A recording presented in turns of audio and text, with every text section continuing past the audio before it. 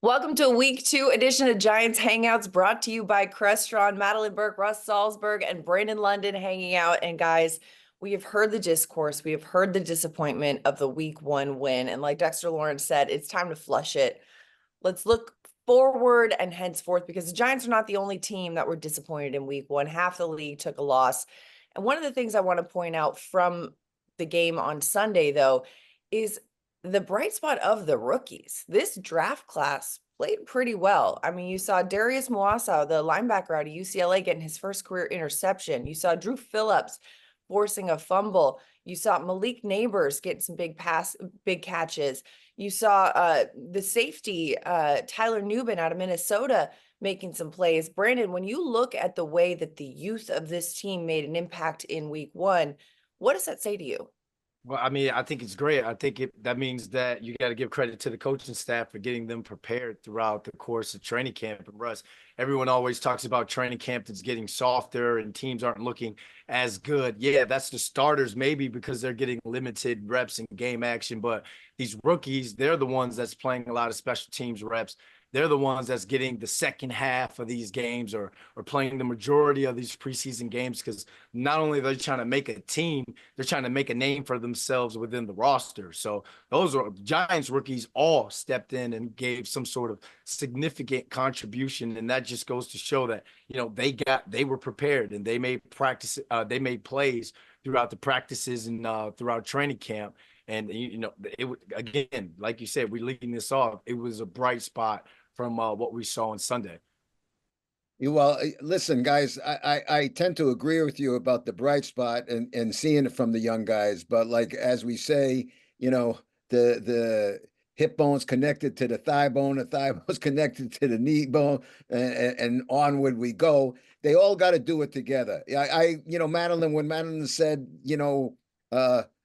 want to look at the positives, and Dexter said, let's just flush it down. I agree with that. I think much too much was made of it was a collective bad game. I mean, the rookies look good, but you can't shine when you're getting smacked around. It just looks bad on everybody. So to me, whether they're talking about Daniel Jones or this part of the game, it's one game. I mean, it's like in baseball, not that it's a baseball team, but like sometimes when your pitching goes south and your hitting's not there, what happens? You end up looking bad. Usually when you get smacked around, that's what happens. I agree. I think we just got to move forward. There's a lot of the rookies can play as well. That's all fine and good, but everybody's got to play well because the rookies are still going to look up to the veterans, and the veterans have to do the job. Everybody's got to do the job. It was week 1. It's gone. Now we have to go to week 2, but we do have to see a great deal of improvement. I think some of the criticism has been way over the top. You would think Daniel Jones is like he's the poster boy for getting whipped around. I mean, I think it's just over the top. And people were criticizing that. And Brandon, you're around the guys. You're in that locker room. They were criticizing no, you're Brandon. They were criticizing Daniel before the season even started. So let's chalk it up for a bad game and move forward. Yeah. Well, and it's also too, who amongst us isn't entitled to having a bad day or an off day?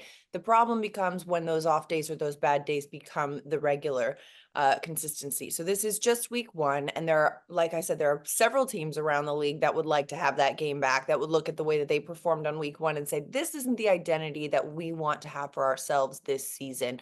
I was talking to Sean O'Hara on the post-game show after the game, and he said, hey, I was a part of a team that won a Super Bowl that started a season 0-2. Not saying that this is a Super Bowl team, but saying that things can be turned around. This isn't college football where you lose one game and your season is over.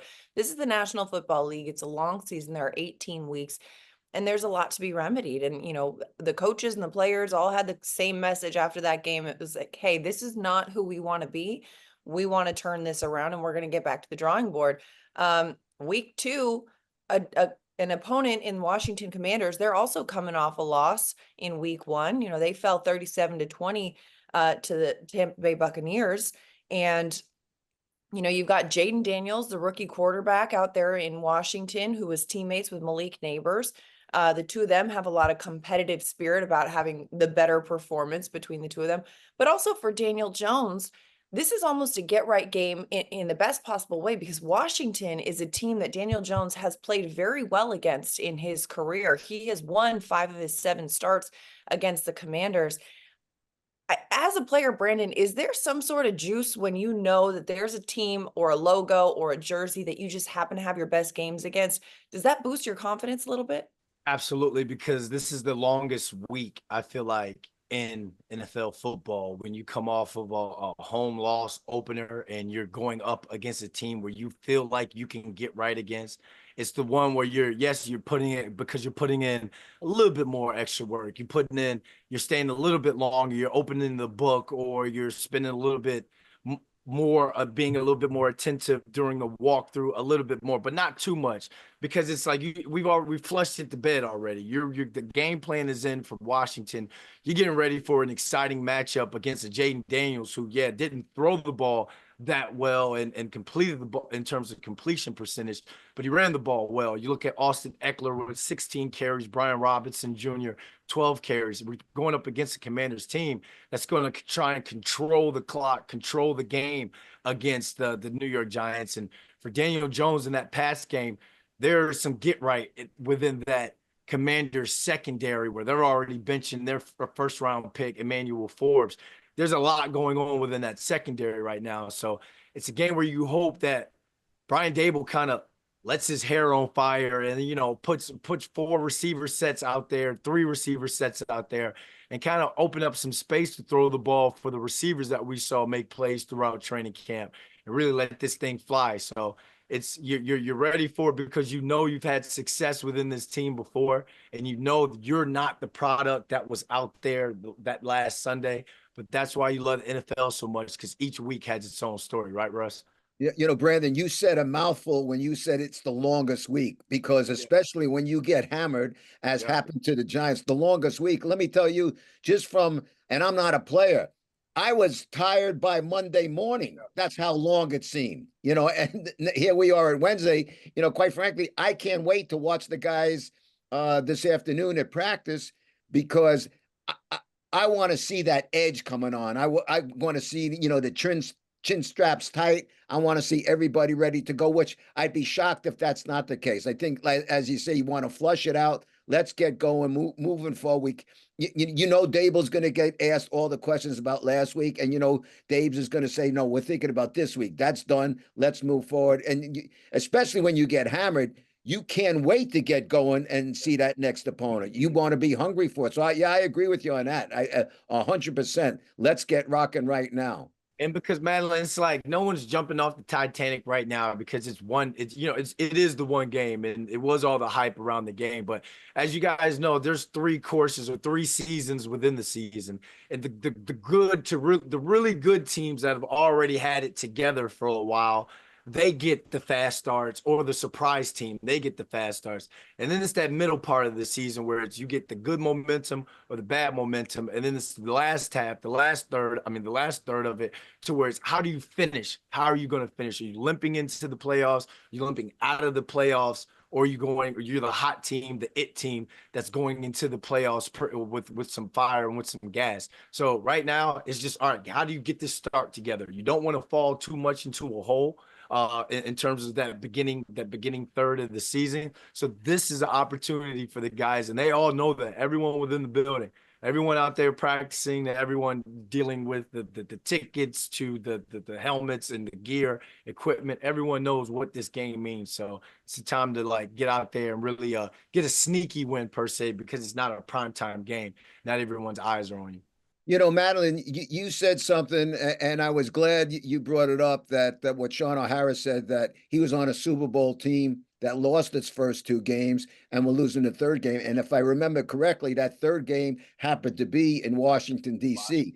That defense, that great defense that the Giants had, what was supposed to be terrific, and they looked awful the first 2 games. They were getting hammered. One game was against Green Bay. I forget what the score was, but they were giving up a lot of points. They might have given up 80 Like points. over 500 total. Yeah. You're right, Brandon. And in the third game, I believe they were losing 16-3 at halftime or in the third quarter. I mean, it looked bleak, and then everything got turned around. That's why, Bill Parcells always would say there are three things that can beat you: the opponent, division within, and the media. That's what he used to say. And it's tenfold now with social media and everything else. So if you don't let that creep in and you just stick to your business, worry about your opponent, make sure there's no division within, which that is not the case with the Giants, because you people are just like me in that locker room. I've seen a very together group of guys, Mhm. a very together group of guys. For lack of, I don't want to use the wrong language, they're all ticked off, and they're all going to be ticked off together. I'm sure when they came in Monday and they come in today, they're all going to be the same thing as let's move on and let's get going. I think so. If they take care of business, I think they're going to be okay.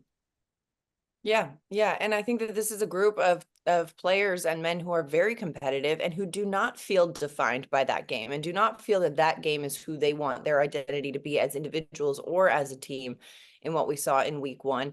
And sometimes September football can be a little sloppy. We've seen it time and time again coming into the year, especially as preseason games are more focused on some of the guys trying to make a roster instead of some of the guys trying to ramp up for the season.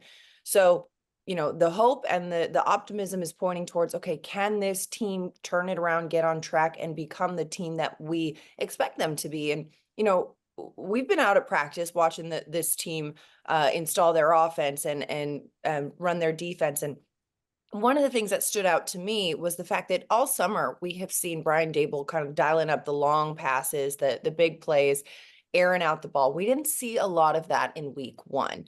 And I'm curious if, that's something that you kind of pilfer in during a season. And Brandon, maybe you could speak to this as well. Or if you expect to see more of it in week 2, or what your expectations are of translating what we've watched during training camp in the summer to the field. I'm going to manage my expectations, Madeline, because what we've seen when it comes to kind of teams trying to check the deep ball when it comes to the Giants offense, they're in a too high shell. They got safeties over the top, and it's hard for Daniel to want to kind of feel comfortable in trying to throw that ball up there with Harrison Smith over the top, or the safeties over the top. And I think it was the joint practice with the Jets. They did a lot of that. They did a lot of too high and a lot of like deep safety type things. So that took away from the shot. I think it's just one of those things where you have to continue to be patient when it comes to it. So it's like manage your expectations, because now that blueprint is out there, and we're talking about a Commanders defense that was just absolutely giving it up against the Buccaneers, especially on third down. They went 9 for 13 in terms of third down efficiency. Baker Mayfield did against the Commanders defense. They're able to throw the ball for 280 and then rush for a $112. Like you look at, if the Giants can hit on that type of quality of offense with that type of balance that as they have in the past, then here's that that's that get right game. Not only stat wise, but just in terms of getting the offense, getting our juice together, feeling like, all right, we took a step forward after this game. Right, Russ? Yeah, and Madeline, I think everybody would agree with what your comment was. We all expected to see a lot more downfield passing, but it's like, again, everything is connected, and I think collectively as a team, they never got into a rhythm. They just could not get into a rhythm. And listen, your offensive linemen are going to tell you, if you can't establish the run game, that's not going to help the pass game. So just everything, it just collectively, that's what happened. And I do think you're going to see a lot more of that downfield passing. I think, but it's all got to work together. When I say rhythm, it just, as I'm watching the entire game, there was no rhythm to it. People were using the term skittish. I don't know if the word is skittish. I just think when you're not playing with rhythm, you're also not playing with confidence. And then, the fans and everything. So, you know what? Maybe it's also a good thing for them, Brandon and Madeline, that they are on the road this week. Let's go clear our heads, go out. Listen, you always want to play in front of the home crowd, but let's now go out, take care of business, and do it on the road in a place, as you brought out, Madeline, that they've been successful the past few years with Daniel doing it. Yeah, Madeline, 5-1 I and want 1 to in his piggyback off starts. of that. can I piggyback off of that real quick? Because Yeah. the rhythm is Malik Neighbors. As we Yeah. saw throughout training camp and every time, you can get him a hit here, you can throw him a curl here. You're going to have to take a shot with him and give him that 50-50 ball chance, because if he comes down with one, especially at home, they're away this week, but last week, if he would have he would have had an opportunity to come down with a 50-50 ball. That's the rhythm. That's the spark. We've seen it. When he doesn't get that deep throw target, then that Giants offense doesn't kick and doesn't hit like it's supposed to and like we saw. Sorry to jump in, man. No, No, no. not at all. And it's also too, like you said, it inspires the crowd as well. You hear them chanting leak, and that's the kind of chants we want to hear from this Giants crowd. Yeah, Yeah. but you know what? It's not even just Malik, Brandon. It's a very good point that you made. For all the criticism that I've been reading and hearing about since Sunday, for all of it, I opened up the papers this morning, same thing. Everybody's talking about Daniel didn't do this and Daniel didn't do that, and I don't want to pick on anybody, but you know what? There was one, two, three, four, five drop passes. Nobody talks about that. That's just what Brandon's talking about. It's a rhythm. It's a collective rhythm. If Leak is making a play, if Slayton, all of them, everybody's got to make the plays with five drops. Now, I'm not saying if those drops were five catches, it was going to be a win for the Giants, but it could have been a completely different outcome. Certainly, Right. it wouldn't have been as bad. So yeah, it's all got to work together. No, that's totally valid. And it's easy to say from a layman's term of like, okay, let's put the blame on the quarterback, the front man of the team, and yes, and he will stand at that podium and say, I should have played better, just like Brian Dable will stand at that podium and say, I should have coached better. But realistically, it's a team sport. It's 11 on 11, not 1-on-1. And so we'll see how this team turns it around week 2. But not just a team that Daniel Jones has had success against, but also a division team. And so this is a game that holds more weight than just a, out of conference or out of division matchup with the Vikings. When you're going against the Washington Commanders, a team that you're going to see twice this year, having the opportunity to get right against that game, Russ, that's got to hold a little bit extra motivation for this locker room that I know is eager to get back on the football field on Sunday. Well, when it's a division opponent, the game always takes on more meaning. So listen, coming off an ugly loss, wanting to get yourselves right on the road against a division foe. I mean, it's all there. I mean, they don't need motivation. If they need motivation, then there is something bad wrong. They don't need any motivation. That all they have to do is look in the mirror and say, how proud am I? How proud am I to be a Giant? How proud am I to be wearing this uniform? Well, if I am, let me go out and do something about it and help my team win. Right. Yeah. That whole motivation thing is like a media narrative. That's something to put out there, because if you're it doesn't even have to be a Division 4 or a team like the Washington Commanders. It's just football in general. You're getting paid to go play football, and you love the game. You want to go out there and go out there and smash heads or make plays. This is just an opportunity to go out there and really just kind of recreate not only a team narrative, but a narrative about yourself too. I have another opportunity. I'm blessed with another opportunity to play the game, be within it, make plays with my teammates and all. And then you just see what goes from there. That's the super cool part about it as well. Yeah. If you can block the noise. Right. And maybe motivation is the wrong word. Maybe it's more momentum, right? Because it's getting a win in the win column, but in a win that holds more weight, that gives you a little bit more oomph in terms of the value of it in the season. Yeah, but you're maybe we're splitting hairs with the words, but you're not going to get momentum unless you have something to build that momentum on. Right. The momentum that they have to get momentum right now coming off last week is their own pride. Right. Because they're not coming off momentum with that performance. So they have to look within themselves and their own pride. And it's got to start in practice, and it's got to start today. Yeah. All right. When you're looking at this game, Giants Commanders week 2 at Washington, a 1 p.m. Sunday matchup. What is your point of emphasis, Russ? If you're out there on this field and you're looking at this team, you're saying, this is what I need from you this week in this matchup to come out ahead. Well, to me, the offensive line, and we'll talk about this in particular. We know about Thomas. We're talking about Runyon and Luminar, Van Roten. I need to establish the run. If I'm going to establish the run, then it's going to aid me in the pass, and it's going to aid me in doing, Madeline, what you brought up. And Brandon, I think you would agree, throwing that ball downfield. If you can't establish the run, then you're going to have a problem. So to me, they have to establish the run. If they establish the run, then I'll use that word rhythm. Then they can get into a rhythm, and then, as Brandon said, then they can look for Leak to go long. They can look for the other guys. And you know what?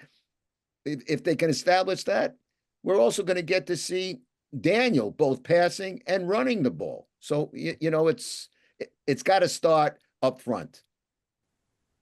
I'm gonna say the corners, Tay Banks, Nick McLeod, all Dory Jackson, he gets in there, how much he gets in there.